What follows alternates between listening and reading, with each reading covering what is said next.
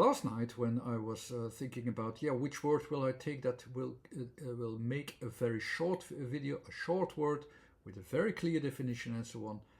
And I couldn't remember it when I woke up. And then I asked here, what do you think? What word would that be? I know it was short in range. It's somewhere on your head. It starts with S, then C, and then it ends with P, but I can't remember it. Yeah, scalp, of course. Of course, that was the word scalp. I will do that now. After I already did scope, which was also with S, C, and P. But scalp will be hopefully a little bit more clear, a little bit more focused on where the positions lie. You have already a word which has a couple of, have you already seen, if you have seen the video, you have already seen a word with S, C, and P with a few other letters in between.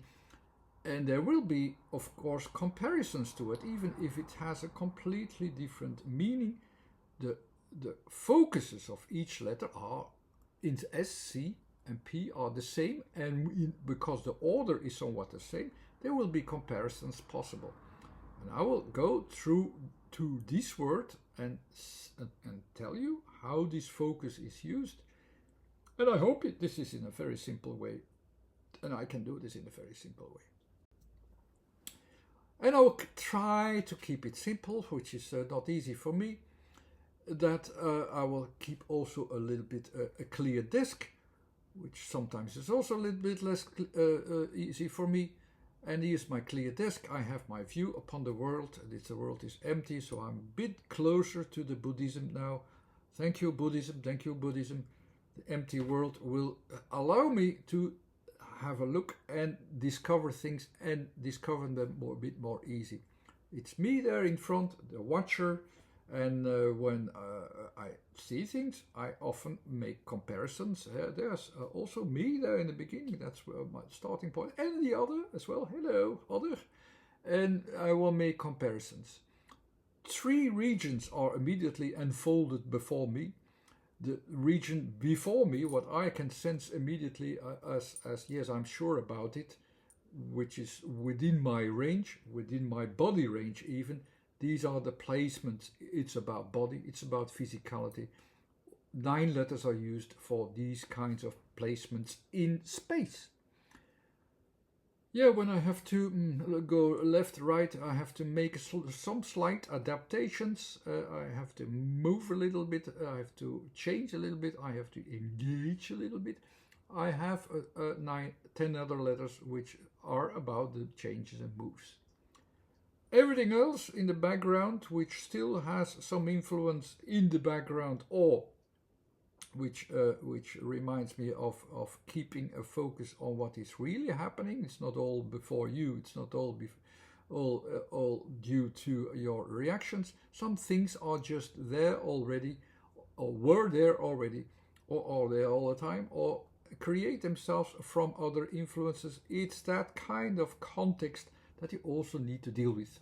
These are another couple of letters that you can see there. A minimum of 7 letters and also 9 positions. 3 times 3 is our focus. That we can understand easily, that we can find a balance easily, and that's why this order exists in the first place. So let's go to the word scalp.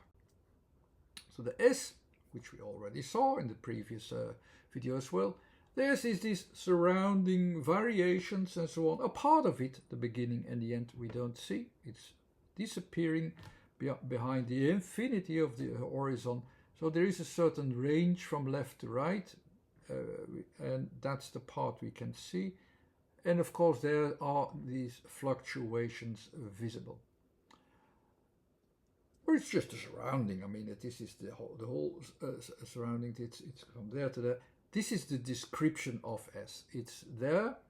If you see it in the system, it's about context. It's on the 3rd level. It's even in 3 positions that you keep attention to. It's at the edges. That's where it is. That's what the definition, what makes the definition. This order, this is the balance that makes its definition. The balance is the first thing.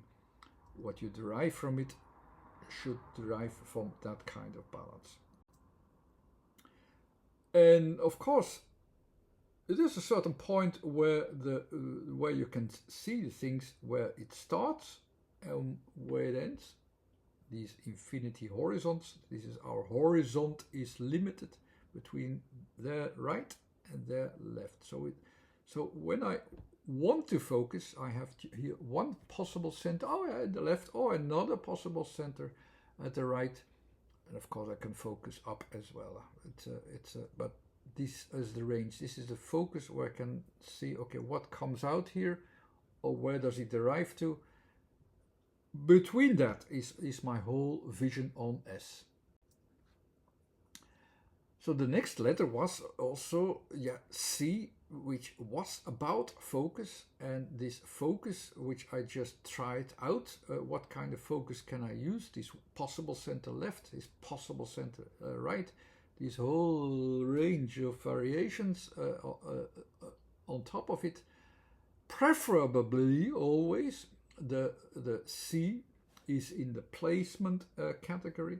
It's about placing something within my range. My range is me. No, it doesn't go further. It's only what I am, what I can sense, what I sense in my body, and what is before me, and what I can keep in focus before me. If the focus is already going away, I don't have my focus. You don't know it very well, of course not. You cannot keep your focus very well, so you have to approach it differently. But we prefer to have our center focus, even when we are already at the edges. It's at the third level of the letters. ATK is the first level, ULB the next level, CMX the next level. So it's the last one. It's about what's already disappearing in our possibilities of using it as a center point of focus, but we still do. We will still do that. We will still try to keep a focus, and we know it is from point 1 there, all the variations, 2.2, in between that is there I can have a center point of focus. In a way, if I think about SCALP, I know already what SCALP means. And this range of what is of a circling around and disappearing behind vision, I can even put that circle on my head as well, just there where the scalp is. The word doesn't bring you to that position yet, but I thought that it's there as well. It's also the same kind of circle. It disappears behind our head, a part we don't see anymore. It disappears there, but there's that part that we can really have as a range. It's there as well. It's just an idea, but I think that it seems that that idea that we have already with S and C, and the range that it has between S and C, we can pinpoint it at that point as well.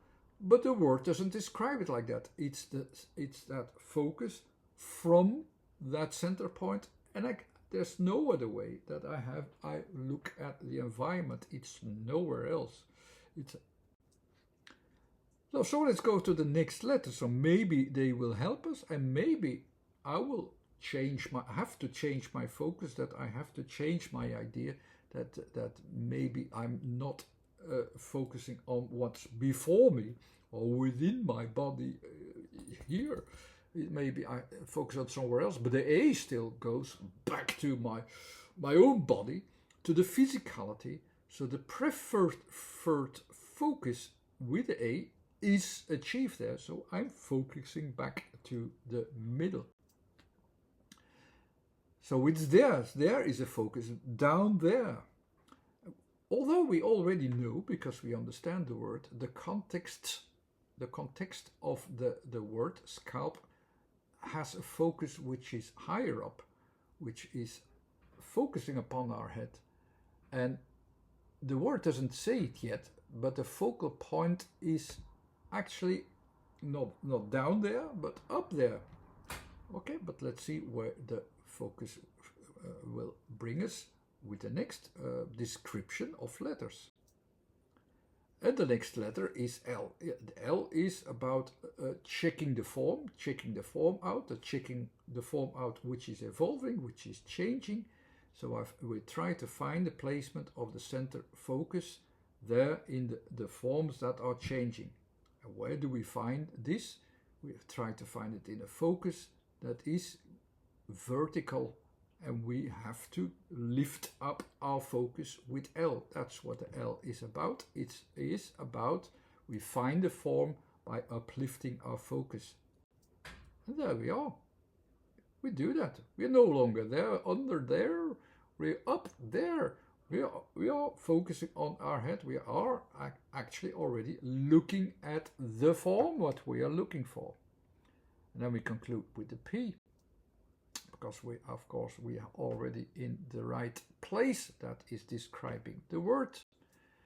And now we go to the next letter, which is P. Where do we find the P in the system? It's in the system where we have the timings, where we have everything which is timed, which means something is happening in time. We're doing a change, we're having a change, we're discovering a change.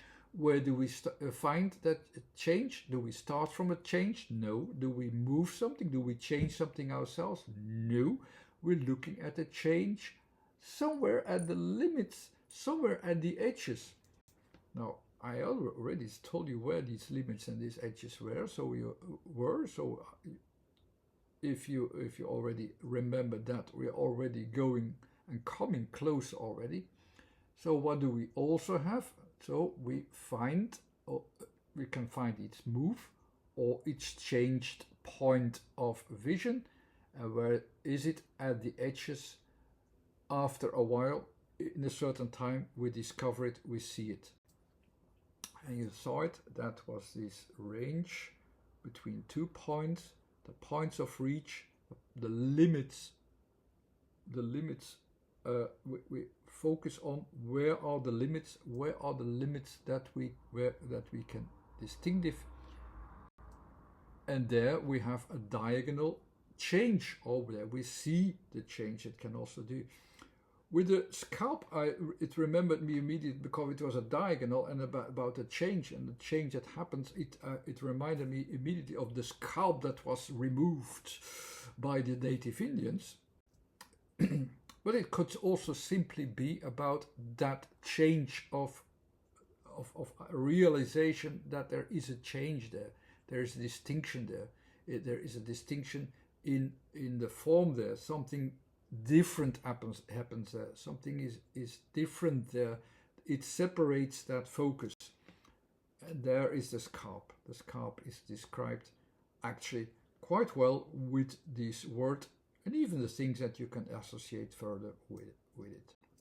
I hope this made it more clear, and I kept it within 15 minutes. I hope I can do that shorter the next time. But I hope you enjoyed. Thanks for watching. Bye-bye.